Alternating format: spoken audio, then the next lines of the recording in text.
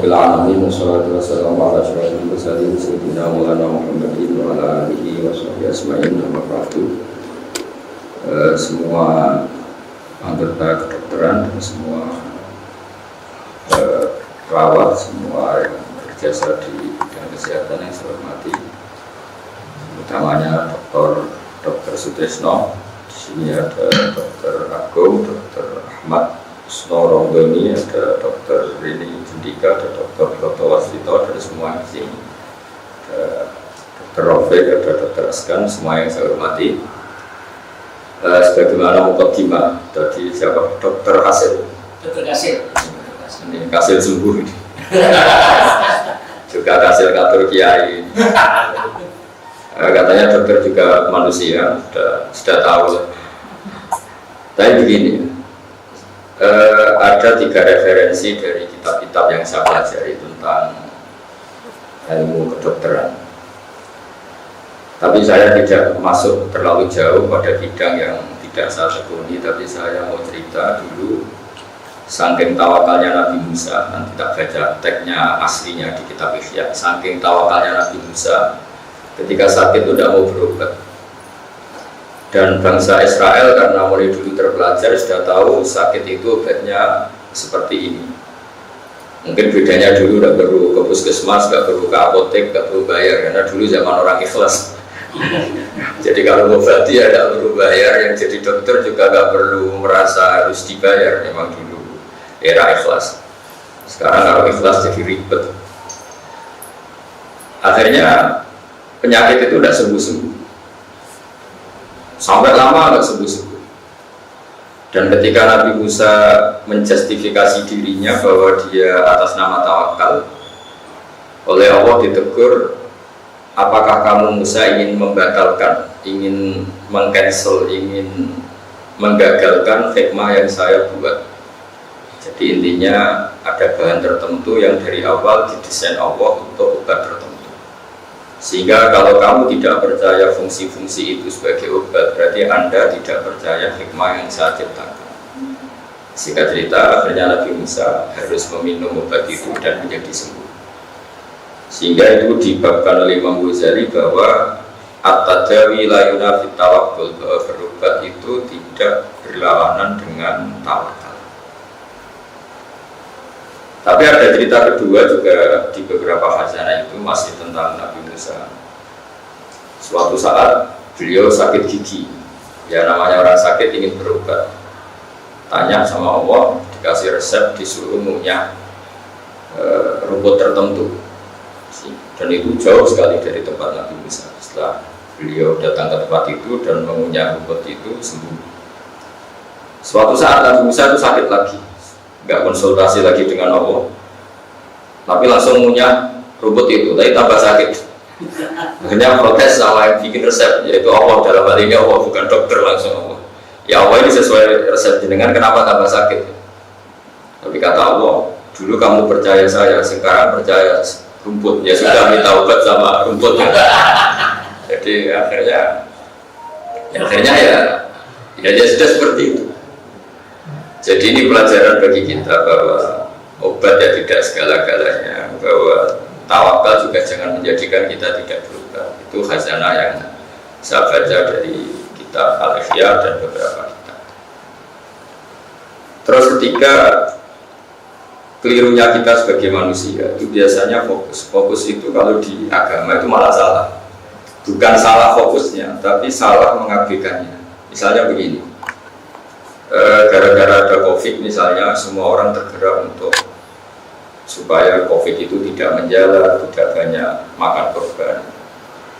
Padahal kalau kita fair, potensi kalau yang kita takutkan adalah kematian, potensi kematian karena chaos sosial, karena kegaduhan politik, atau karena gempa, atau karena tsunami itu banyak sekali.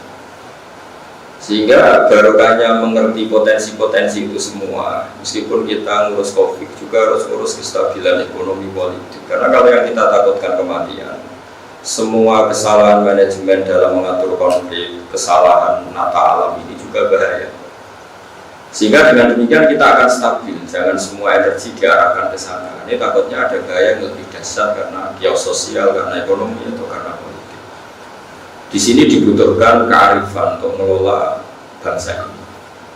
Sehingga agama tidak mau terjebak ke tema tertentu. Agama yang mengajarkan kita, kata Allah, saya ini Tuhan, kata Allah, yang setiap saat bumi yang kamu pakai saat tenggelamkan. Kalau bahasa modern sekarang disebut likuifaksi. Amin tuman fisama ayakhsifa bikumul ardo faidahiyya tamut. Bumi yang kamu injak bisa saja setiap saat likuifaksi dan Anda akan hancur semua, tenggelam. Amin tuman fisama ayursila alaikum hasiba. Atau meteor-meteor yang di langit setiap saat jatuh dan Anda juga akan mati semua.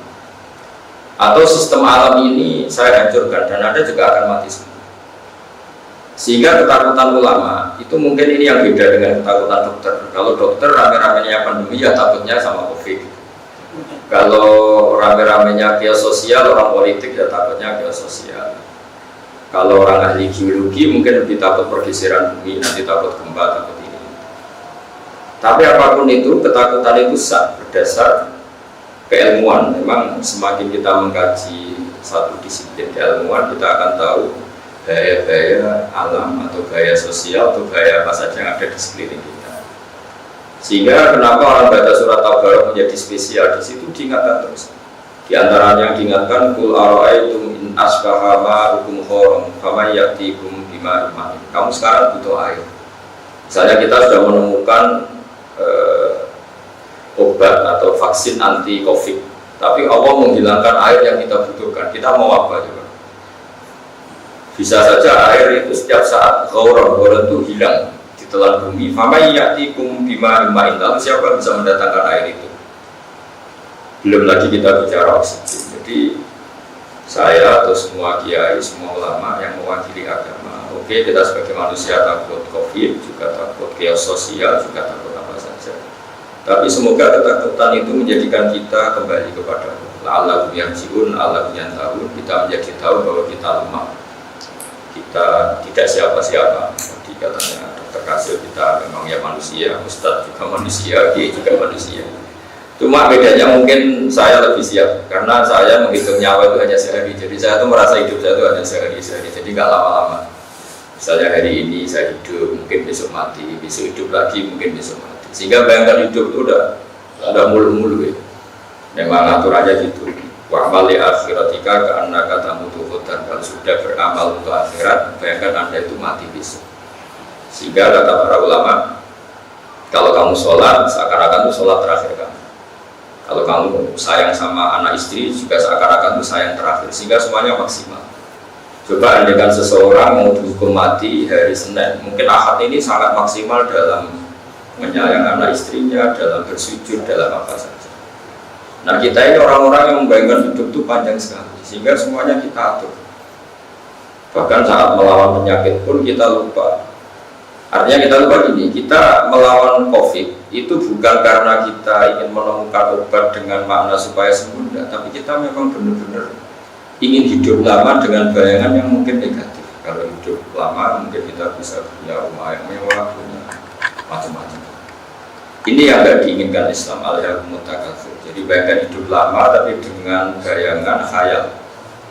Tapi coba kita lebih ke yang lebih Islam, bahwa bayangkan hidup lebih lama supaya ibadah kita lebih lama, supaya sujud kita lebih lama, supaya manfaat kita lebih lama. Itu yang diinginkan Islam. Jadi ingin hidup lama tapi bukan karena sebagian nafsu kita belum terturuti, tapi ingin lebih baik.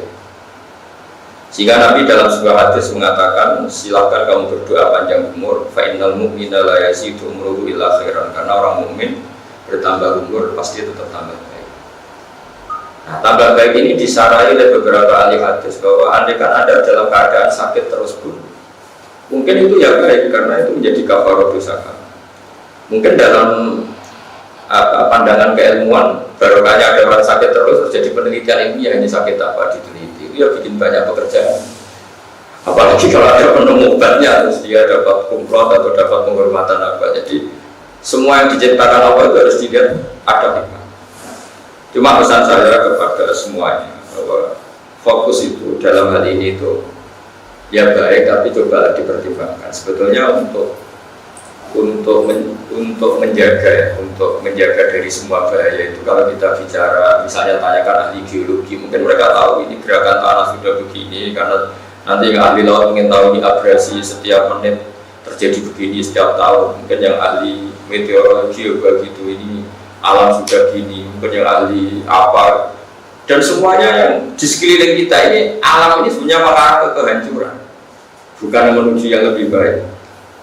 Sehingga orang-orang sufi dulu kalau hujan itu, kamu udah bisa nata dunia. Allah bikin dunia itu renanya mau dihancurkan itu. Jadi desain dunia untuk dihancurkan. Artinya, buat kamu tata kayak apa, arahnya dunia ini menuju kiamat, bukan menuju yang lain. Sehingga orang-orang sufi dulu itu rileks karena tadi. Tapi barokahnya iman seperti itu bukan menjadi dablek, tapi begitu tergantung kepada Allah. Coba kalau Mars itu jatuh, planet Mars, kayak apa kita bisa? Sehingga Allah sering ingatkan, Inna huwa yumsikus samawati wal arda an tazula wal in zalata amsakahuma min ahadin min ba'di. Meteor tidak jatuh itu ya jasanya Allah. Bumi tidak gempa ya jasanya Allah, tidak likuifaksi. Padahal semua potensi itu ada. Bumi itu, di bawah bumi ini ada magma, ada minyak, ada apa saja. Kemudian sistemnya, ekologinya sudah dirusak.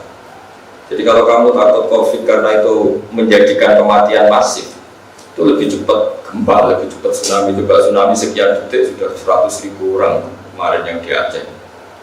Nah, maksud saya dengan mengingatkan seperti ini bahwa dengan segala pandemi yang ada di dunia, dengan segala resiko yang ada di dunia, sebenarnya yang kita alami sekarang sudah luar biasa.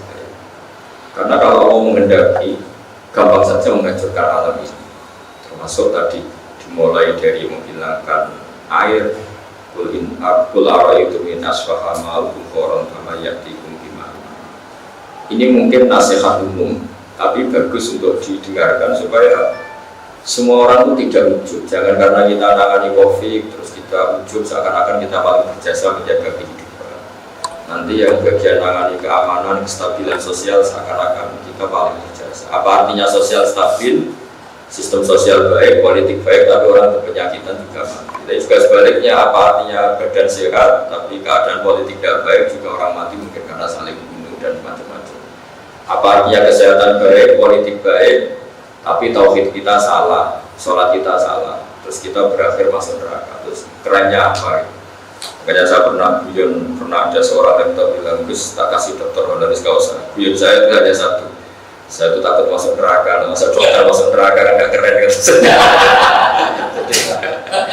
Jadi artinya gini, kalau sudah berani jadi orang keren harus punya komitmen jangan masuk neraka. Malu kita sudah profesor, mubalagh, ustadz ternyata masuk neraka. Itu Umar bin Abdul Aziz gitu. Umar bin Abdul Aziz seorang khalifah yang diantara yang paling adil, sampai punya gelar ya khamisat khulafa. Jadi khalifah itu ada 4, yang kelima paling adil disebut Umar bin Abdul Aziz. Beliau itu suka istri yang paling cantik, kalau pakaian yang paling bagus. Dia orangnya ambisius, kalau gelar ya sampai profesor, ya. Kalau sekolah ya sampai kumlot. Pokoknya dia cari yang terbaik. Suatu saat dia itu menanggalkan itu semua, dan dia seorang presiden, seorang amirul mukminin.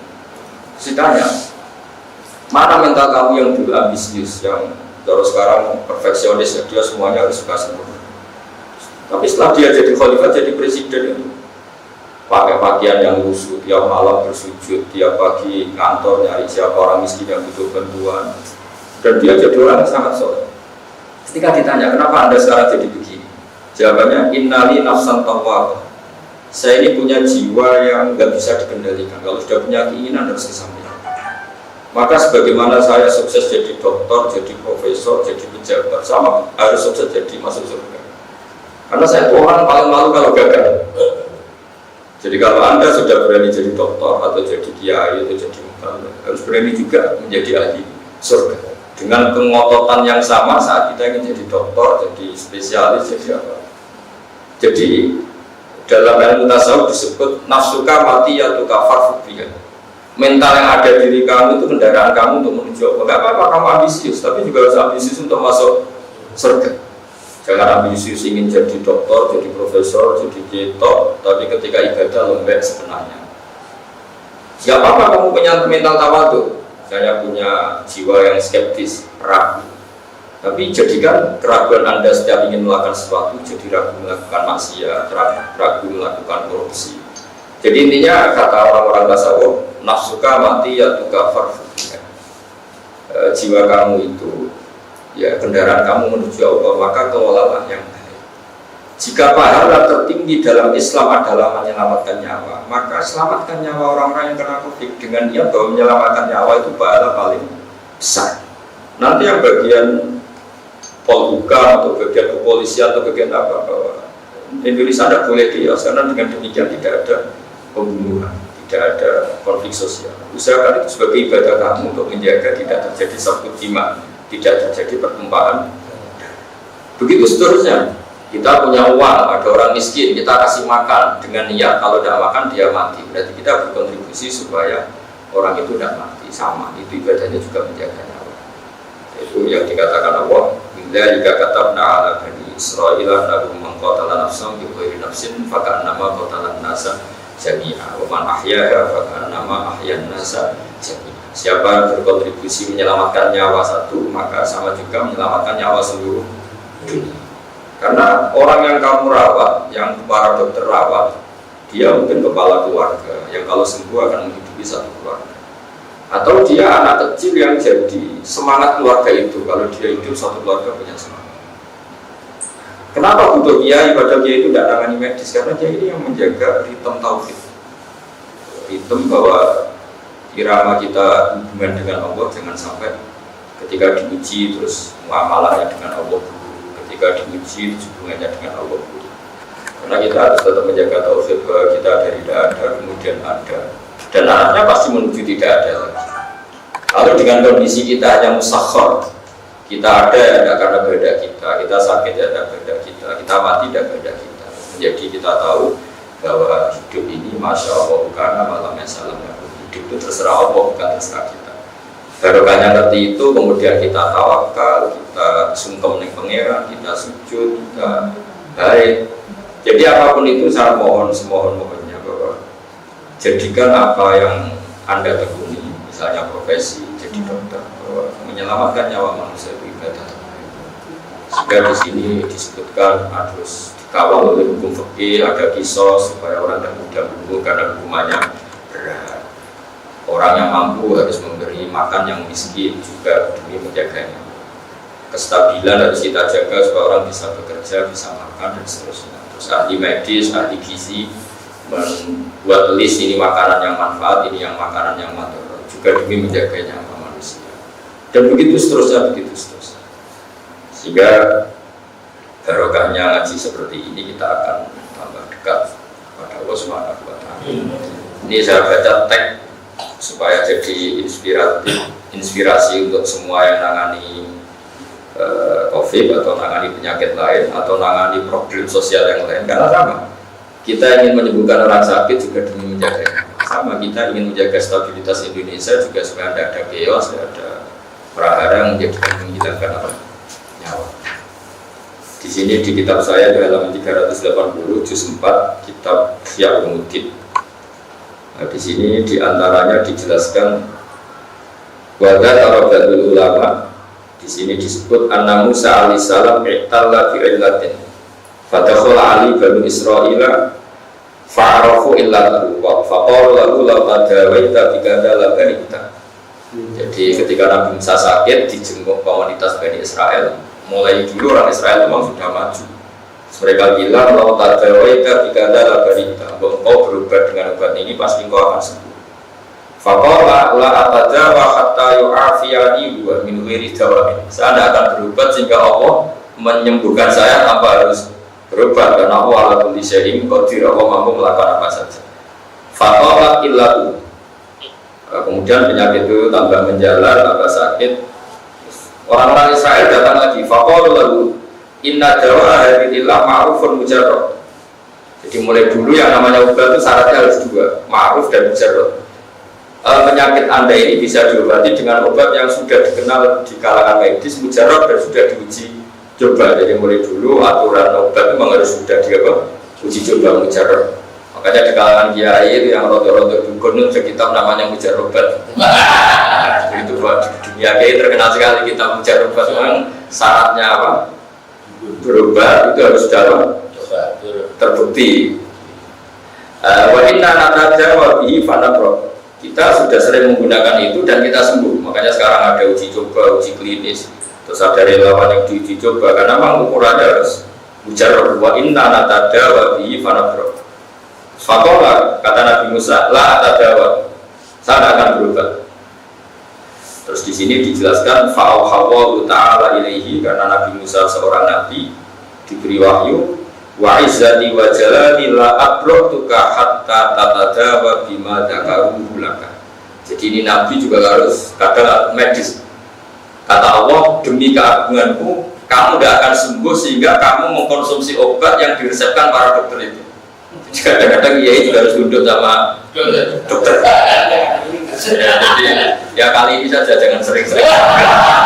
Jadi jelas kalimatnya itu wa izzati wa jalali la abratuka hatta tatada wa bima dzakaruhu laka. Dzakar itu kalau dalam ilmu nahwu itu yang mereka resepkan ke kamu. Jadi kamu harus konsumsi obat yang diresepkan oleh para dokter. Terus faqala lalu dawuni bima dzakartum. Setelah itu Nabi Musa bilang, wahai para Bani Israel, silakan sekarang saya obati dengan apa yang kalian resepkan. Fada wahu fabar. Mereka mengobati Musa dengan resep itu, kemudian dia sembuh. Nah, ketika dia sembuh, Nabi Musa itu kan bawaannya protes karena orang Israel dia, bawaannya protes. Fa'au jasa fi nafsihi min dzalik. Lalu Nabi Musa itu gamang. Ini Tuhan katanya ala kulli syai'in qadir, menyembuhkan saya harus lewat obat itu. Jadi mulai grutu. Nah, dia karena didikan tauhid, agak tauhid mungkin garis keras atau garis lurus tidak tahu, pokoknya tauhidnya itu agak keras. Ini Tuhan mau menyembuhkan saya harus lewat dokter, harus lewat konsultasi, harus lewat obat. Padahal Allah ala kulli syai'in qadir, Allah itu kuasa. Makanya fa'u jasa fi nafsihi min dzalik. Dia agak gedumel. Kok gitu, ngapain gitu ngomong bisa tambah itu semua. Fa'auhawa ta'ala ilaihi aratta antu betilah hikmati bitawakkulika. Musa, kamu ingin menggagalkan skenario saya. Misalnya Allah bikin jahe misalnya untuk mengangkat badan misalnya, bikin ini untuk ini. Kamu sama juga ingin mengcancel, membatalkan apa yang saya program. Allah kan tentu bikin dokter untuk mengobati, masuk dokter kon macul gitu.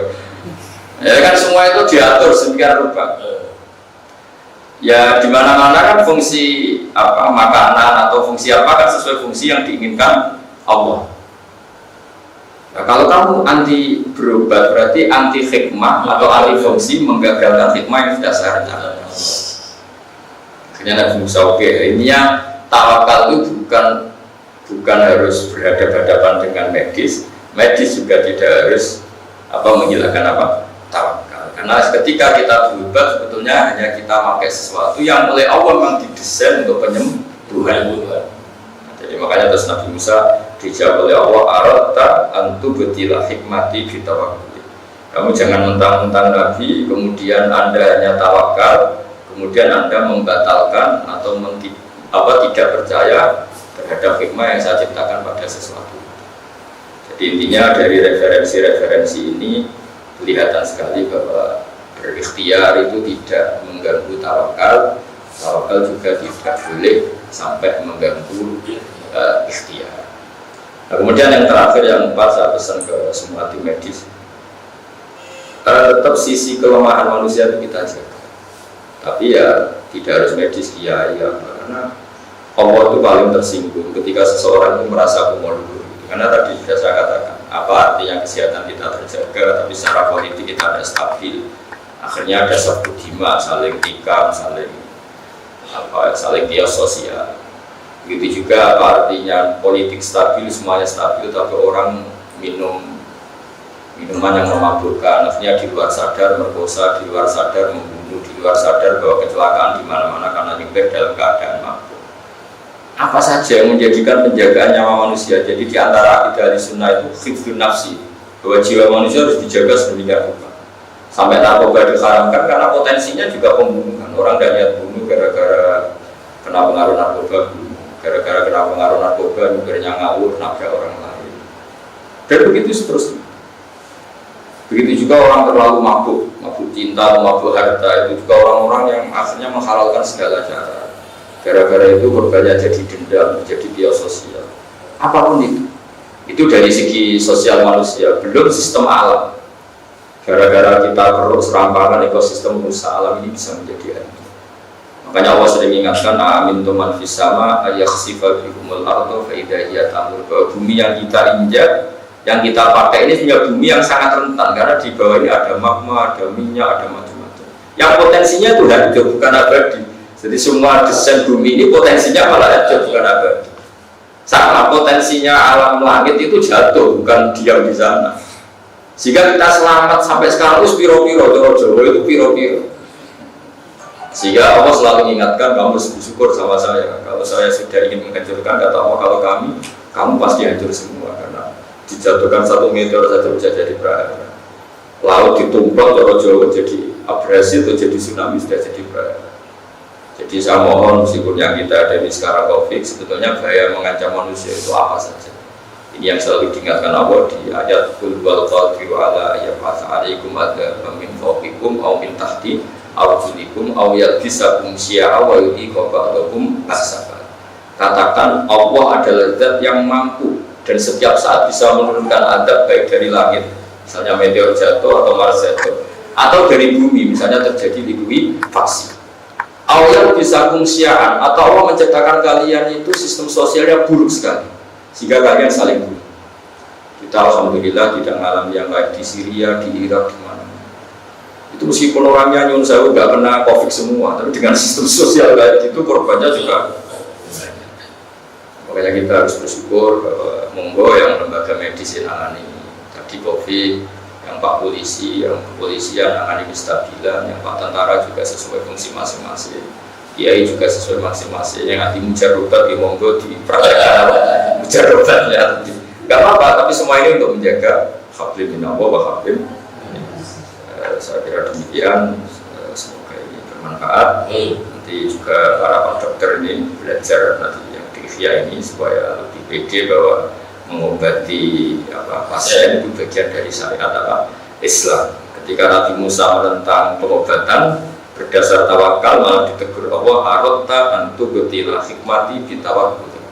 Kamu nggak boleh membatalkan hikmah yang saya ciptakan pada sesuatu itu. Jadi tadi Allah, misalnya kamu badan yang diketahui orang awam lah, kalau badan kamu kedinginan, orang awam tahu harus minum jahe, jangan terus gak mau minum. Sudah kalau Allah mau bikin hangat ya hangat sendiri gitu ya, jadi ribet kan.